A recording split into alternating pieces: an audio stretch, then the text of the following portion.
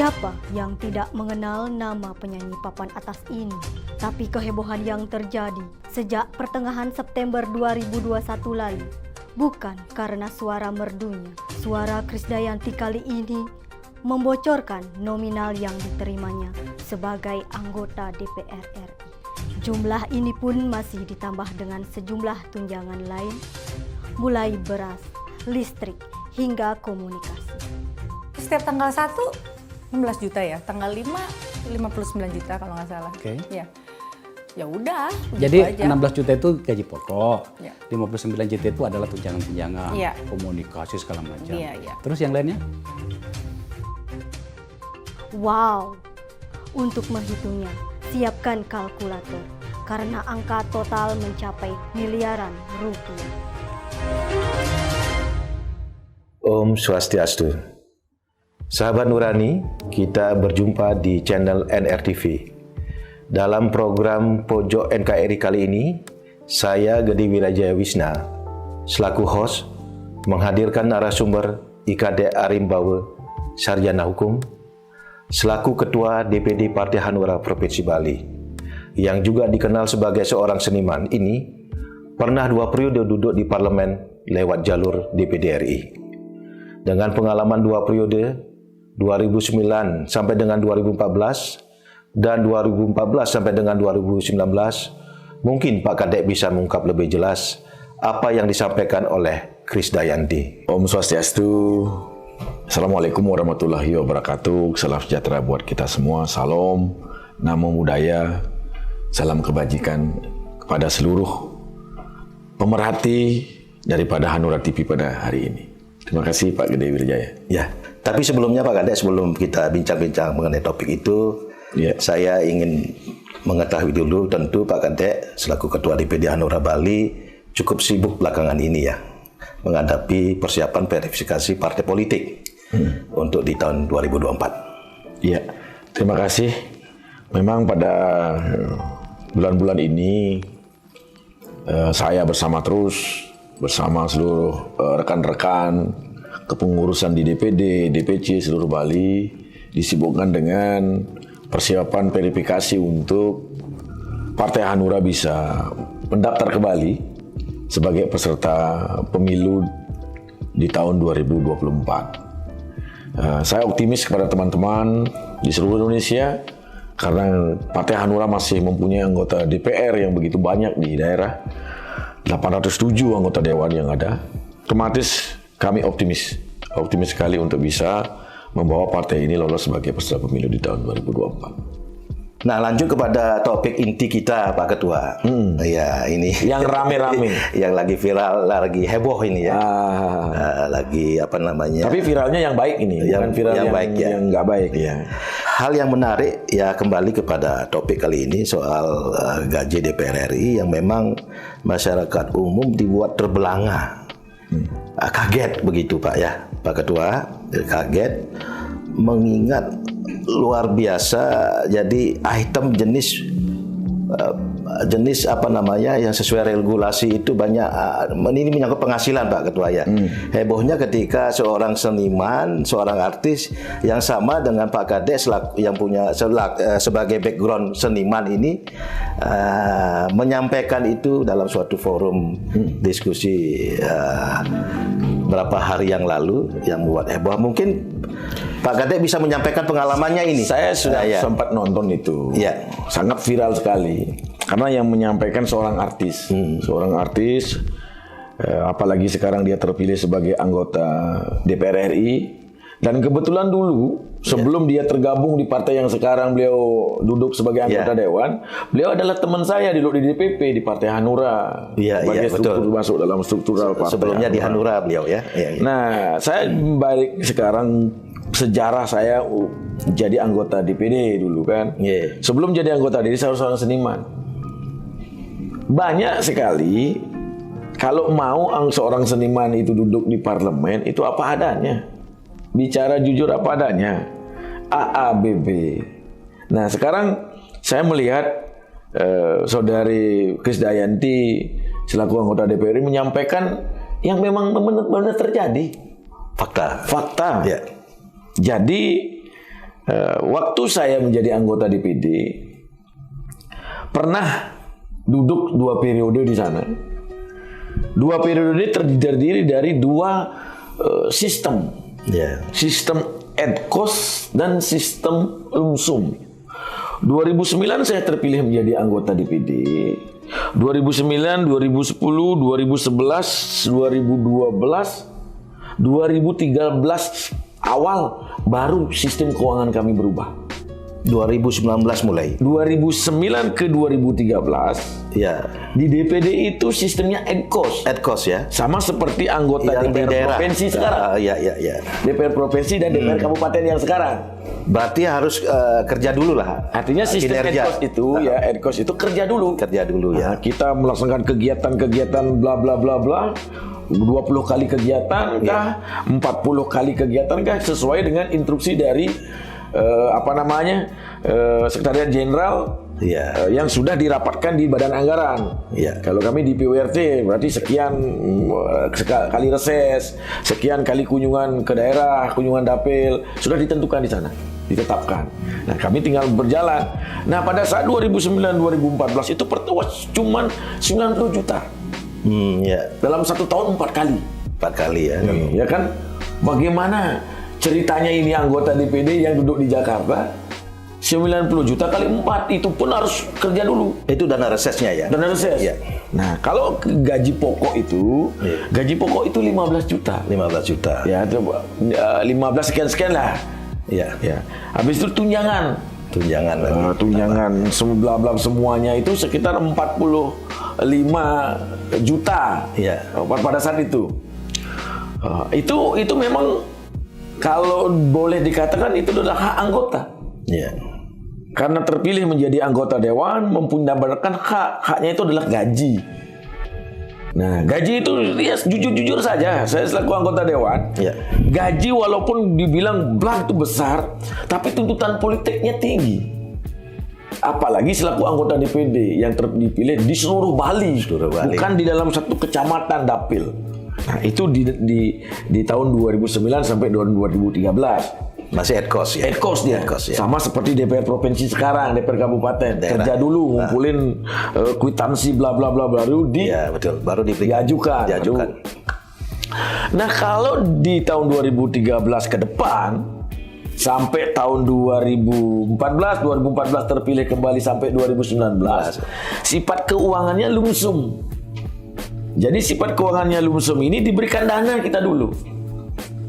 Nah, paling besar peningkatannya ini di 2014. 2014 ke 2019. Kami sempat mendapatkan dana reses, itu peningkatannya itu sangat drastis sekali, sampai 400 jutaan. Ya berapa? Nah, karena 400 jutaan, secara otomatis apa yang kami perbuat kepada masyarakat, karena itu adalah memang diberikan kepada masyarakat dalam bentuk dana kegiatan. Nah, karena dana kegiatan ini kalau nggak salah sekitar 20 juta per satu titik. Satu titik itu 20 juta dikali dengan misalkan 15 titik, apakah 20 titik? 20 titik ya. Sesuai dengan dana aspirasi. Aspirasi yang sudah ditetapkan oleh Badan Anggaran, itu kita laksanakan. Berapa kali kita dapat. Nah, kalau sekarang itu dijumlahkan, saya dulu pakai untuk kegiatan kesenian, memberikan hiburan gratis ke desa-desa itu. Setiap bulan itu minimal 20 kali. Karena kekurangan dana ya otomatis ya tidak bisa kita berikan lagi. Ya cukup sekian, siapa yang duluan itu yang dapat. Dulu pada saat erupsi Gunung Agung, 2 kali reses tuh. 2 kali reses, kira-kira itu dananya sekitar 750 juta. Saya langsung berikan kepada masyarakat lewat apa? Turun dari Jakarta, saya langsung turun Surabaya. Karena waktu itu erupsi itu turun Surabaya. Di sana itu saya langsung beli alat-alat kayak masker, banyak sekali alat-alat kesehatan, sampai 1 truk itu turun di rumah. Nah, itu saya kunjungan ke tempat pengungsian yang ada di Gel-Gel. Saya sampaikan kepada BNPB, bagaimana kalau pengungsi ini kita pindahkan ke Banjar-Banjar. Nah, nanti ke Banjar-Banjar itu kita distribusi nanti ke konsumsinya semua di sana. Nah, saya belikan kasur, belikan bantal guling bantal itu semua. Karena saya lihat Iya. pengungsi hanya pakai alas yang warna biru yang dari Sangat PBB terbatas, ya, sangat terbatas. Ya, sangat minim. Nah, terpaksa saya pakai beli itu kan. Iya. Nah, artinya dana-dana yang diperoleh di pusat itu memang harus Itu dana bantuan, program bantuan dalam hal itu korban ini erupsi itu diambilkan dari dana reses atau alokasi lain, ada dana lain. dana reses, dana alokasi lain juga ada. Iya. Karena memang kalau jadi anggota dewan ya udahlah kita buka Iya, aja lah. iya. Jangan sampai orang yang berkata jujur meminta maaf kepada teman-temannya. Iya. Ya, kemarin kan saya lihat lagi, Ibu Krisdayanti, mohon maaf kepada teman-teman sejawat saya menyampaikan, tidak perlu minta maaf. Ngapain minta Padahal maaf? beliau menyampaikan fakta. Ya, Menyampaikan itu ya. hal yang sebenarnya. Dan juga sebetulnya ini sebelumnya Pak Ketua dalam kesempatan kampanye juga sudah buka-bukaan seperti ini ya. Makanya tahun apa saja yang ada anggaran di pusat untuk Kalau nggak salah, orang dewan gitu ya. kalau nggak DPR. salah ya, kalau masyarakat Bali yang pernah saya kunjungi, dari apa yang saya catat, sekitar 260 desa.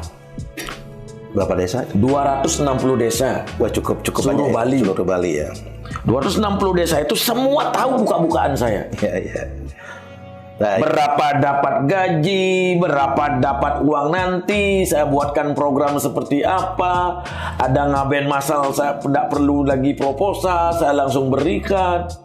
Iya. Itu kan janji politik, Janji politik. suatu janji. Bagaimana menggunakan anggaran seandainya Tetapi terpilih karena kan saya gitu ya. nggak duduk, ya nggak bisa menjalankan Ya, itu. betul, ya. Ya, seandainya sekarang duduk, mungkin sejarah akan menjadi catatan buat saya sendiri, catatan dalam sejarah. Ya.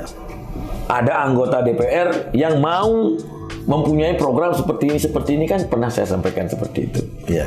Nah, tapi yang sekarang ini saya sampaikan Pak Gede, ini biar tidak menjadi bias dia. Iya, Pak Ketua. Biar tidak menjadi suatu polemik berkepanjangan, makanya saya ingin sampaikan kepada seluruh masyarakat, kepada seluruh rakyat Bali, saya tidak ada dalam hati kecil menjelekkan teman-teman yang duduk di DPR. Iya. Menjelekkan teman-teman yang duduk di parlemen, baik DPD maupun tidak ada sedikit pun niat saya. Tetapi saya ingin memberikan suatu pencerahan kepada masyarakat, biar masyarakat yang menilai. Pencerahan sekaligus masyarakat mempunyai wawasan ya. Iya, seperti mungkin apa, sekarang masyarakat kan sudah ada mempunyai dukungan kepada si A, Iya. mempunyai dukungan kepada si B, mempunyai dukungan kepada si C, mempunyai dukungan kepada partai A, Iya. mempunyai dukungan partai-partai B. Silakan, itu adalah hak seluruh masyarakat. seluruh masyarakat ya. Tetapi bukan masalah dukungan. Jangan kalau pas sekarang masyarakat mempunyai dukungan kepada si A, besok langsung menyerang saya. Pak Kade kok begitu-begitu? Oh, enggak. Jangan serang saya. Yang saya sampaikan sekarang ini ingin memberikan informasi bahwasanya kalau duduk di anggota DPR, apa yang disampaikan Krisdayanti kemarin yang viral ini, itu memang benar. Gaji pokoknya berapa? Gaji pokok, tunjangan ada dana reses. Itu adalah hak anggota. Apalagi Pak Ketua, mungkin bisa sekarang kalau ini ada dana reses. Dana reses yang dikatakan Pak Krisdayanti kan 450 juta. Iya, dana reses 450 juta. Kemudian ada dana aspirasi. Nah, ini berubah pada saat ini sekarang 2019. Meningkat ya? Dulu cuma 4 kali. Sekarang udah jadi 5 kali. Iya, 5 kali sekarang. Udah jadi 5 kali. Dulu 4 kali. Waktu 14 dulu kalau nggak salah mulainya itu sekitar 2018 kalau nggak salah. Nominalnya juga mungkin berubah ya. Ada peningkatan. Itu bisa berubah setiap saat. Ya. Tergantung daripada anggaran yang diberikan dari pemerintah. Kemudian ada selain dana reses, dana aspirasi ya. Kalau di DPR ada dana aspirasinya juga. Ya. Habis itu mohon maaf ya, sekarang ini yang perlu menjelaskan ini kan bukan saya sebenarnya. Iya. Yang perlu menjelaskan secara real. Iya. Dan masyarakat itu biar terbuka sekarang. Ya. Demi apa? Nah, ini kan saya bilang nih. Satu, lembaga negara yang paling terendah mendapatkan kepercayaan masyarakat apa? Nah, itu dulu adalah parlemen, DPR. Terendah. Yang kedua, dibilang daripada kita tidak mempunyai perwakilan, sepertinya kita mempunyai anggota dewan. Jadi masyarakat ke depan semakin apatis ya. Kira-kira begitu ya. Semakin apatis, akhirnya apatisnya jadi transaksional. Ya. Ya kan? Itu juga sangat mempengaruhi dalam Sangat suatu mempengaruhi. election pemilihan gitu ya. Oh. Makanya kan ada orang, kalau saya jadi anggota DPR RI banyak uang yang dikeluarkan. Ya karena sejarah yang dari dulu seperti rakyat tidak punya anggota dewan. Nah, sekarang bagaimana caranya menghilangkan citra itu? Apa yang memang ada, yang apa memang hak masyarakat itu disampaikan. Nah, untuk pertanggungjawabannya inilah peran Sekretariat Jenderal. Ya. Sekjen DPR RI, Sekjen DPD RI, lembaga negara, menyampaikan kepada masyarakat. Ini ada stasiun televisi banyak, mainstream banyak, mainstream disampaikan. Ya. Anggota DPR melaksanakan reses, bla bla bla bla bla. Rincian pertanggungjawabannya ini, uang perjalanan sekian, uang kegiatan sekian. Ya seharusnya begitu Pak Ketua ya. Jadi keterbukaan transparansi ini. Dalam 1 tahun anggota parlemen mendapatkan jatah 5 kali reses dalam 1 tahun.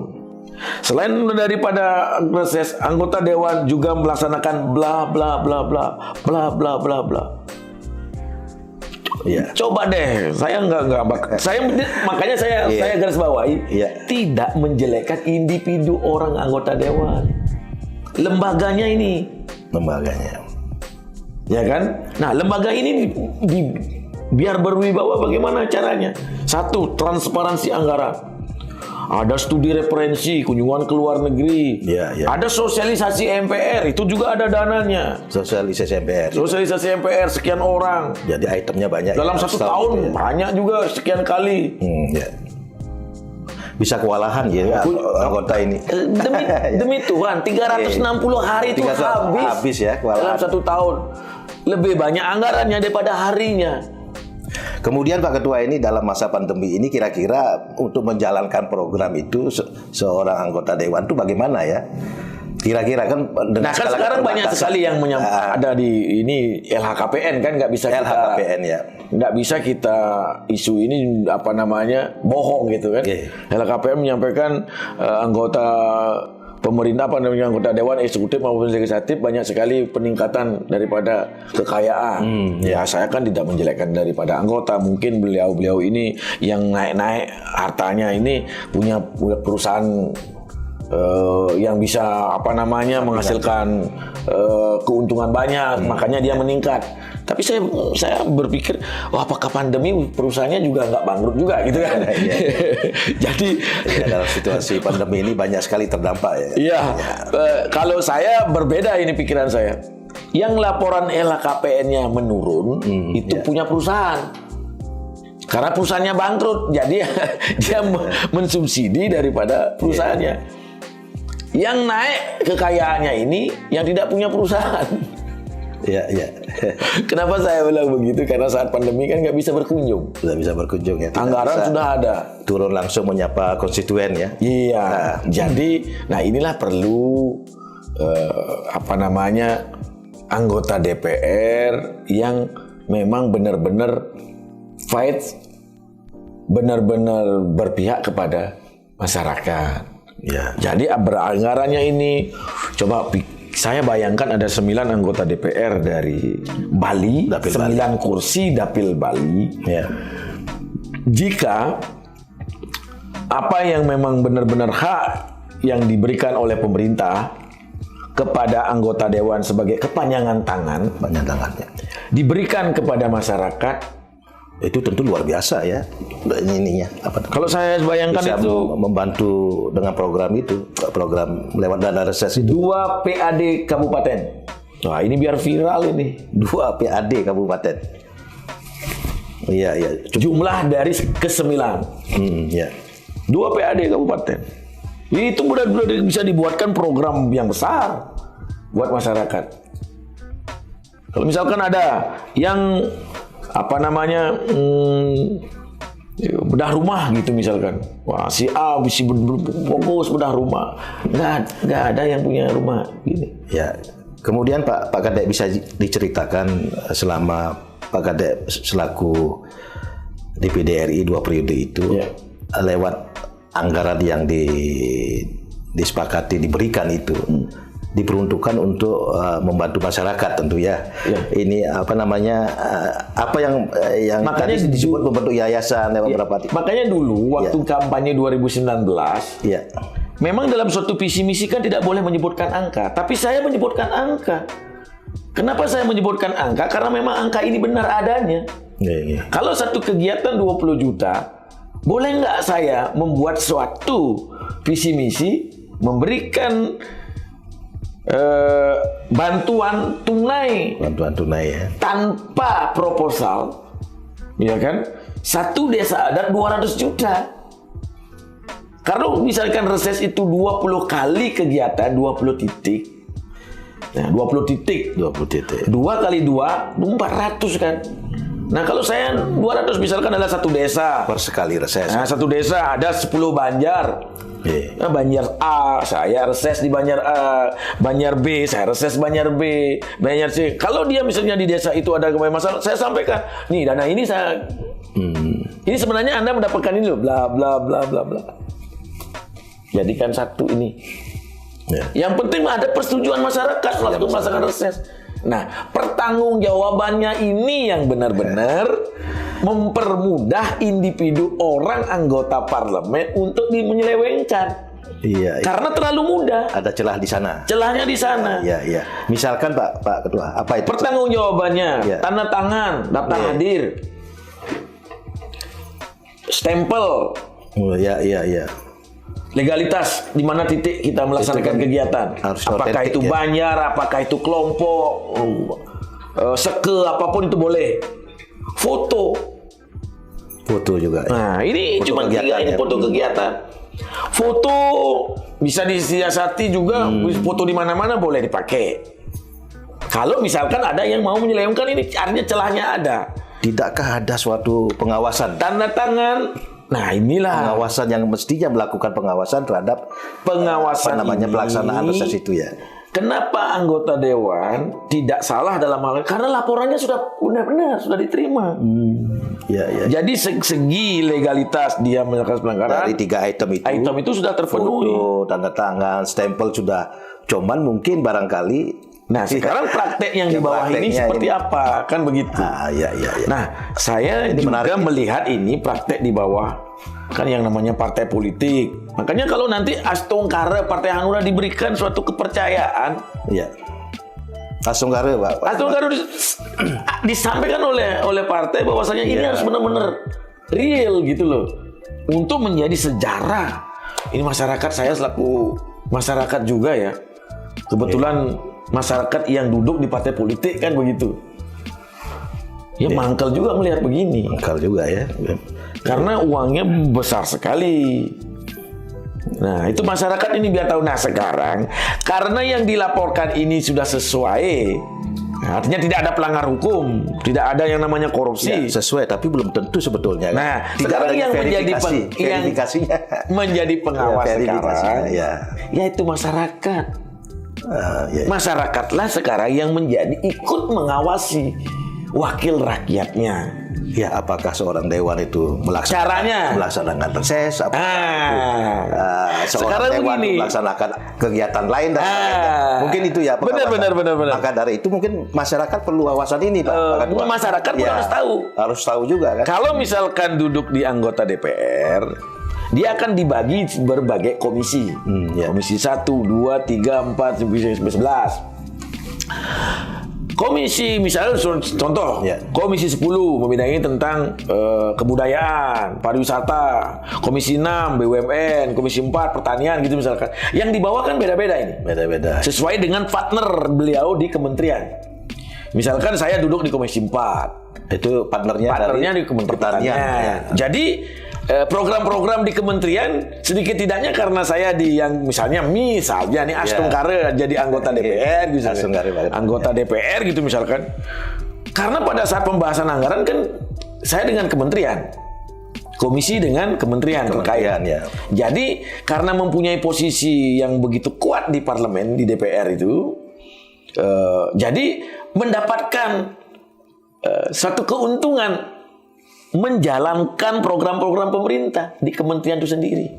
Ya. Karena sesuatu hubungan yang baik antara DPR dan pemerintah. Pemerintah ya. Jadi misalkan Menteri Pertanian ada program membagi-bagi traktor, bagi-bagi pupuk, bagi-bagi bibit mesin tempel, perahu.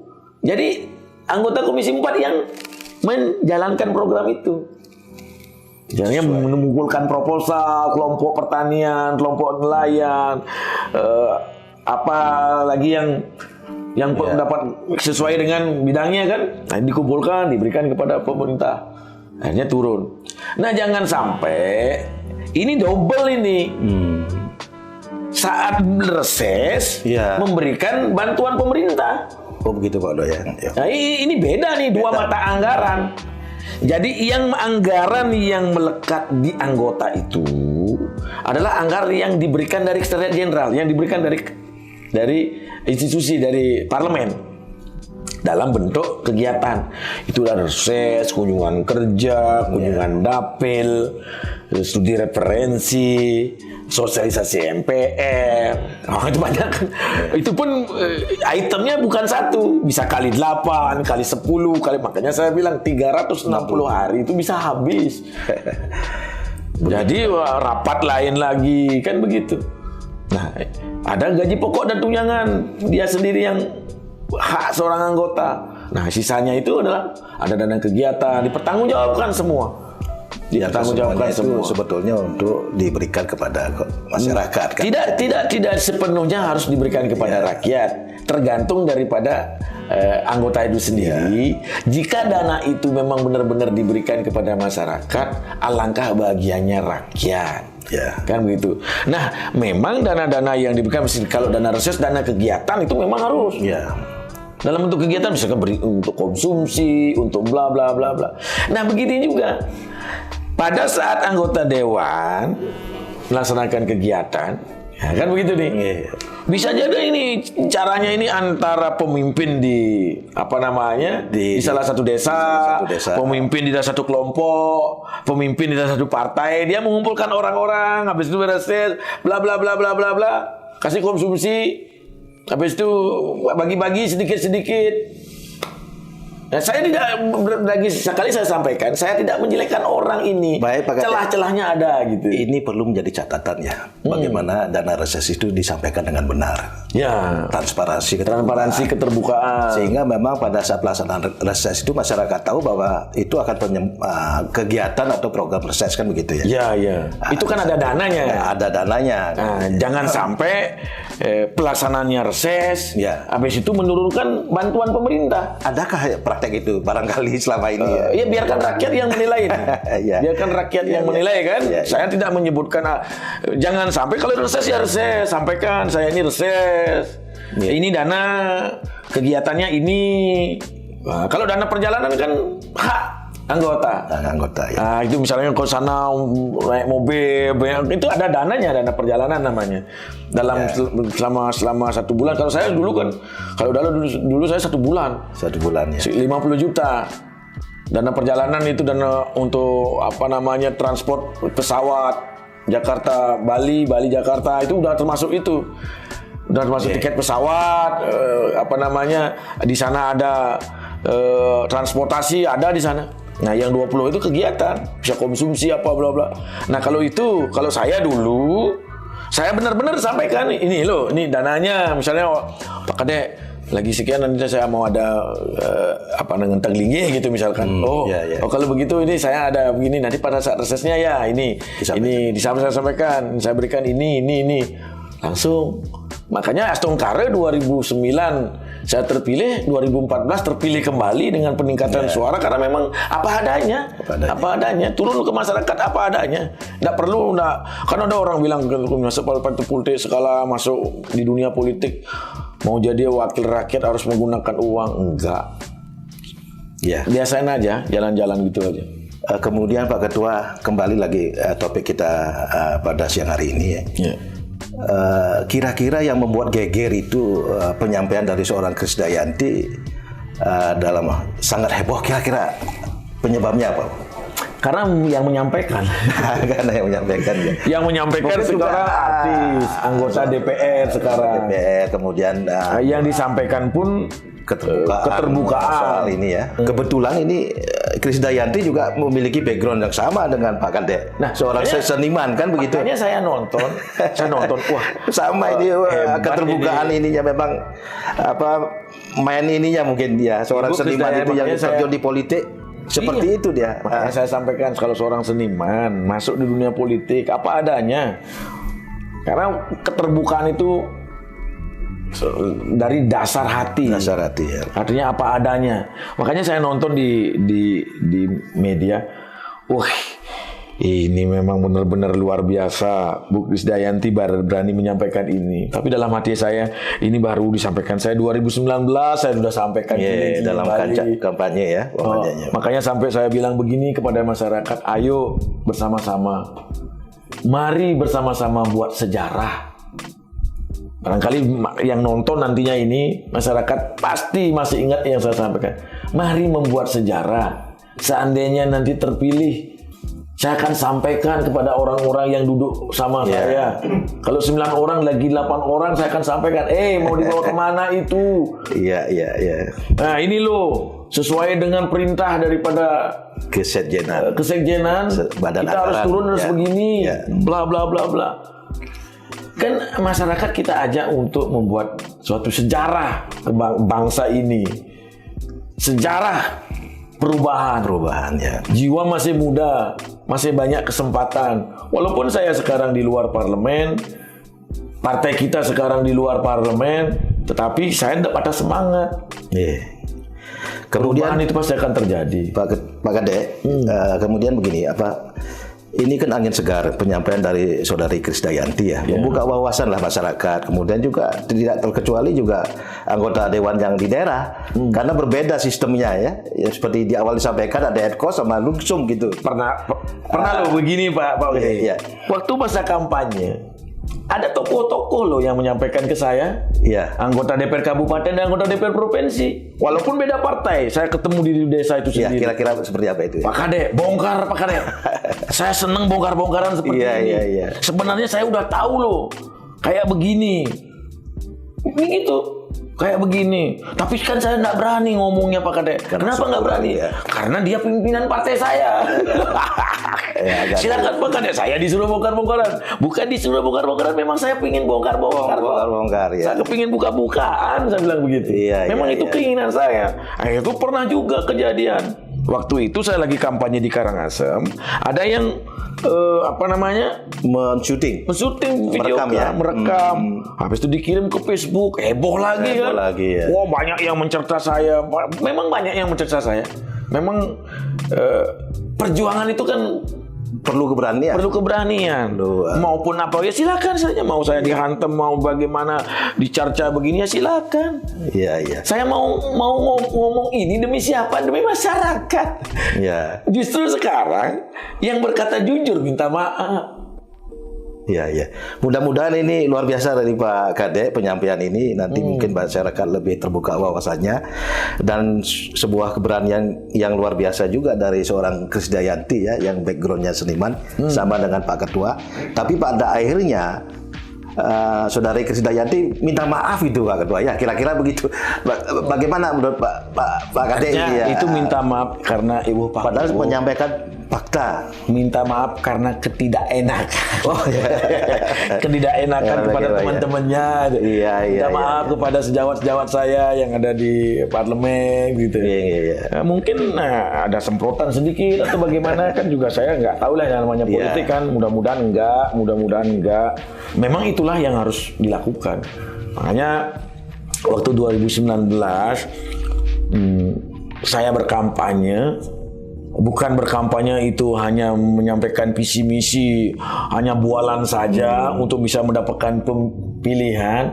Itu juga karena pada saat itu kan saya bilang begini, kalau saya terpilih saya laksanakan apa yang saya sampaikan. Iya. Kan begitu.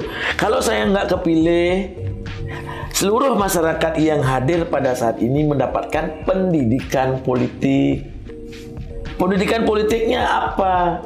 mengetahui apa saja yang dibawa oleh anggota DPR RI jika dia duduk di parlemen pada saat kegiatan-kegiatan ke daerah. Ya. Nah, astungkare yang namanya pemilihan kan jawabannya cuma 2. Lolos dan tidak lolos, kan begitu. Nah, kalau lolos dan tidak lolos, tidak ada yang sapeh yang ada. Tidak ada yang draw gitu. Tidak ada draw, tidak ada draw.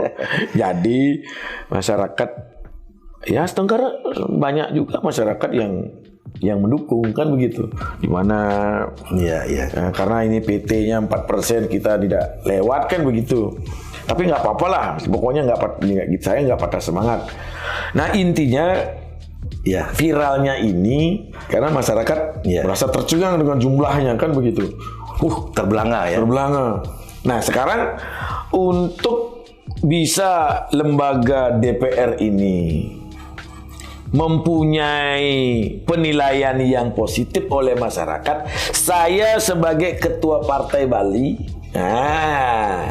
ketua partai Hanura Bali, Ikade Arimbawa Sarjana Hukum, seorang ketua DPD meminta Sekretariat Jenderal DPR RI, ya kan? Ini penting loh. Ya, kita garis bawahi ini ya. Ketua DPD Partai Hanura Bali, Ikade Arimbawa Sarjana Hukum, menyimak viralnya yang disampaikan oleh anggota DPR RI yang menjabat sekarang saat ini, Saudara Krisdayanti, perlu yang namanya jawaban secara resmi dari Sekretariat Jenderal DPR RI, apa saja yang dibawa oleh anggota DPR pada saat menjabat sebagai anggota selama 1 tahun yang per bulan. Apa? Berani nggak? Ini baru bener. Jadi masyarakat menjawab, oh ternyata anggota DPR yang saya pilih mendapatkan sekian. Memang dana untuk hak kepada masyarakat adalah ini. Jadi kan terjawab. Gamblang juga ya. Jangan habis ini nggak habis viral hilang, ditumpuk dengan isu lain hilang. Ini udah dari lama. Udah dari tahun habis setelah reformasi udah begitu. Dan besar-besar begini kan. Mudah-mudahan Pak Ketua ya, jadi apa yang Bapak Ketua sampaikan selaku Ketua DPD Hanura Bali bisa didengarlah acara kita ini lewat kesejenan untuk bisa menyampaikan resmi apa-apa yang menjadi atau yang dibawa seorang dewan, kegiatannya apa saja yang dibawa ke konstituen. Jangan sampai dia digelinding ke sana kemari.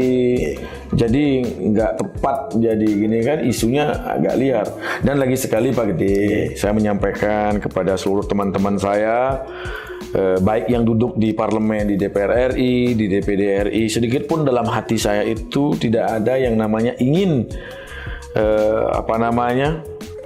menjelekkan individu orang.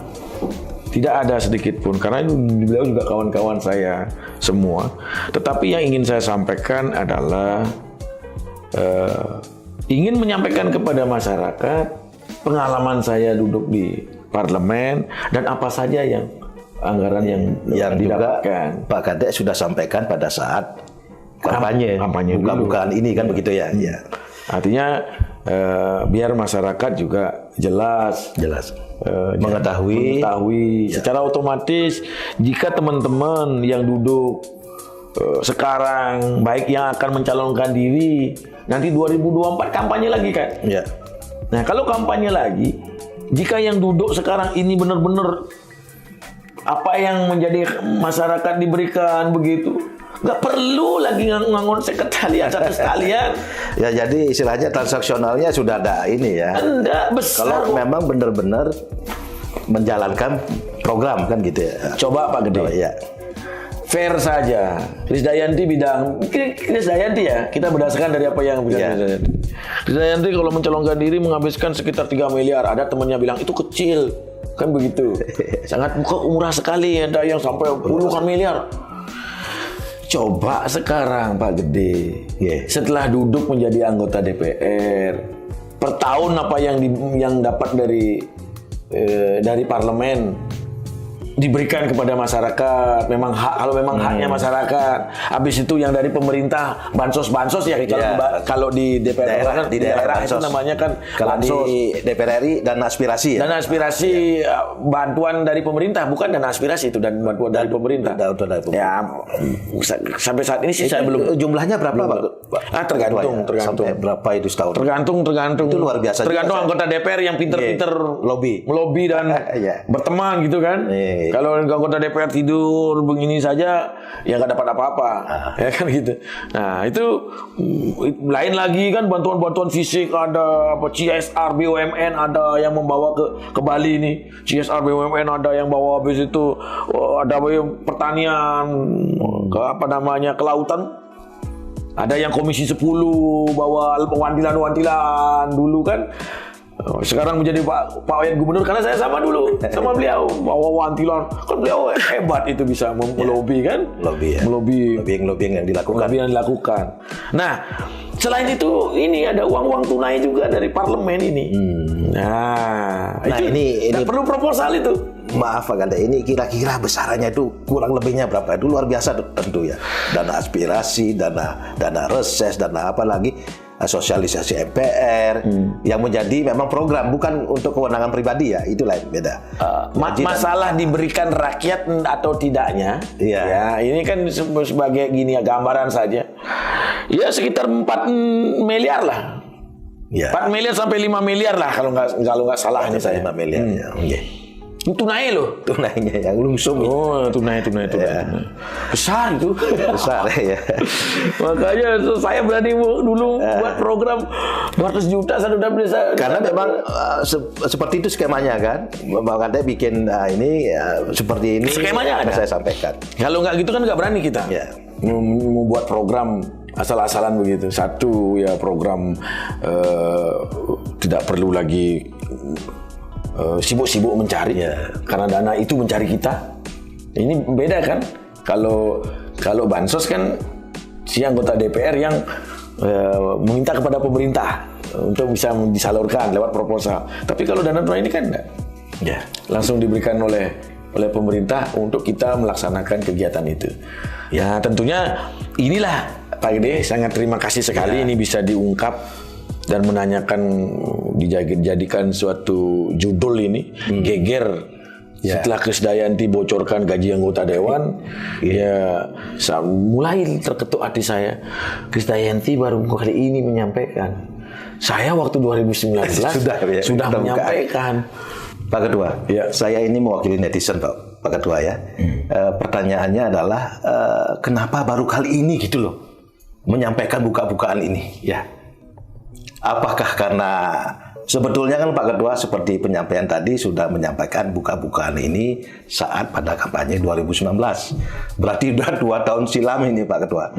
Jadi kenapa baru kali ini? Apakah ada dipancing dengan viralnya Saudari Krisdayanti yang kebetulan juga memiliki background yang sama gitu loh. Ya, begini. Beliau seorang seniman, Pak Ketua juga seorang seniman. Apakah ini karakter seorang seniman? Nah, kalau saya bicara kemarin sebelum adanya Krisdayanti kan nggak viral kan gitu. Kenapa saya sekarang bicara? Karena viralnya Krisdayanti. Viralnya Krisdayanti menyampaikan hal keterbukaan seperti itu. Jadi kok rasa terpanggil saya memantapkan bahwa itu memang harus saya melakukan ini di 2019 karena itu fakta. Hampir di 260 desa saya menyampaikan tentang ini. Jadi pada saat sekarang viral seperti ini, hati kecil saya ini, saya harus ikut bicara ini. Ini kebenaran. Betul, itu fakta. Ini fakta. Ini rakyat harus tahu. Nah sekarang saya selain seorang tokoh politik di Bali, sebagai ketua partai, saya seorang seniman. Saya ingin memberikan. Makanya ini kebetulan sekali ini seorang seniman dua-duanya. Iya. Dan Pak Ganda sudah menyampaikan itu 2 tahun silam. Memberikan informasi kepada masyarakat. Oh loh, begini loh. Jadi anggota DPR ini yang dapat ini seperti yang disampaikan Krisdayanti. Nah, artinya saya rasa terpanggil karena apa? Karena dari rasa kesenimanan saya. Saya seorang seniman, beliau seorang seniman, kok kok apa adanya ya beliau bicara gitu. Ya saya sampaikan. Makanya dulu juga waktu DPD juga begitu. Saya dulu di parlemen apa adanya. Jembatan Kuning di Lembongan itu murni 100% saya yang melobi daripada balai jalan, karena ketua balainya Pak Ato sebenarnya keinginan daripada Bupati Kelungkung pada saat itu bersama Wakil Gubernur Pak Sudikerte Sudah terbangun itu. menginginkan jembatan permanen. Sebenarnya jembatan permanen belum ada dananya, tidak ada anggarannya. Saya sampaikan kepada pemerintah kabupaten, Pak Bupati, ini ada jembatan kuning loh, ini Surabaya. Akhirnya dapat juga otot-ototan dikit kan, karena masalah-masalah politik mungkin saya nggak tahu. Akhirnya udahlah, saya suruh Pak Ketua Balai Jalan, ayo bawa aja ke Bali. Dengan catatan saya di persidangan saya bilang begini, ini Bali ini disorot dunia, malu kita bangsa Indonesia, hanya jembatan sekecil ini tidak bisa memperbaiki. Wah, dengan gaya kan, caranya kan begitu di parlemen, berbicara, speaker. Ya, habis itu luar biasa ya. Terbangunlah. Nah, artinya saya waktu itu kan nggak punya media, nggak senang di media sosial, paling nggak senang main medsos. Sampai saat ini loh belum mengerti tentang yang namanya media sosial. Ya namanya dunia Nah IT. sekarang karena tuntutan daripada masyarakat lewat media ini kita bisa sampaikan kepada masyarakat. Saya berterima kasih dengan Pak Gede dengan momen TV Hanura ini bisa menyampaikan lah informasi. Menyampaikan kepada masyarakat dan dipertanggungjawabkan. Nah, jadi tidak yang Pak Gede pertanyakan tentang netizen, saya jawab sekarang. Artinya tidak sekarang saya bicara setelah viralnya Krisdayanti, tetapi lebih dulu saya bicara pada saat kampanye 2019. Hampir di 260 titik sesuai dengan catatan yang saya punya. Saya menyampaikan ini kepada masyarakat. Keterbukaan ini semua. Tinggal masyarakat sekarang menilai seperti apa. Mengawasi kalau apa yang saya sampaikan dilaksanakan oleh orang-orang yang gini, ya sangat bersyukur. Kalau misalkan enggak, ya ada tuntutannya seperti apa. 2024 kan masih ada kesempatan untuk menetapkan atau merubah pilihannya, kan begitu. Iya, terima kasih Pak Gede. Terima kasih Pak Ketua, ini luar biasa, sebuah keberanian dari seorang IKD Arimbawo Sarjana Hukum, Ketua Hanura Bali. Beliau adalah Ketua DPD Partai Hanura Provinsi Bali. Sekian sahabat Nurani, perbincangan santai kita dengan Bapak Kade Arimbawo, Boleh saya Sarjana Hukum. sampaikan ya? Sebelum saya tutup, saya berikan kepada Bapak Kade Arimbawo Sarjana Hukum untuk menyampaikan kata penutup. Silakan Pak Kade. Terima kasih. Baiklah, masyarakat Bali yang saya cintai, masyarakat Indonesia pada umumnya, saya IKD Arimbawo pada saat ini tidak ada niatan untuk menjelekkan atau menghancurkan nama-nama politisi-politisi yang dipercaya oleh masyarakat Bali umum khususnya untuk duduk di parlemen. Tetapi saya ingin menyampaikan suatu pendidikan politik kepada seluruh masyarakat yang pada saat ini makin hari makin berjalan sangat antipati dengan yang namanya politik. Oleh sebab itu, mudah-mudahan apa yang saya sampaikan ini sebagai referensi bahwa partai politik tidak mengajak dan tidak terus menjelekkan dan membohongi daripada rakyatnya.